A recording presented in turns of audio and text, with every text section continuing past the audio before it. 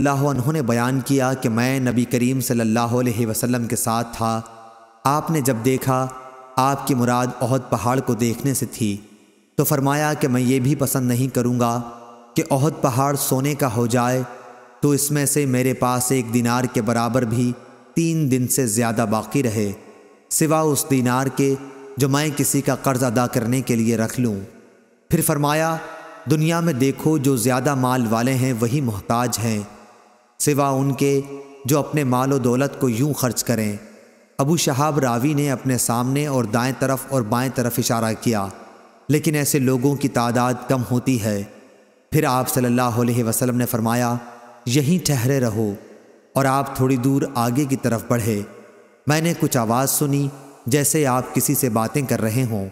میں نے چاہا کہ آپ کی خدمت میں حاضر ہو جاؤں، لیکن پھر آپ کا فرمان یاد آیا کہ یہیں اس وقت تک ٹھہرے رہنا جب تک میں نہ آ جاؤں۔ اس کے بعد جب آپ صلی اللہ علیہ وسلم تشریف لائے تو میں نے پوچھا یا رسول اللہ صلی اللہ علیہ وسلم ابھی میں نے کچھ سنا تھا، یا راوی نے یہ کہا کہ میں نے کوئی آواز سنی تھی؟ آپ صلی اللہ علیہ وسلم نے فرمایا تم نے بھی سنا؟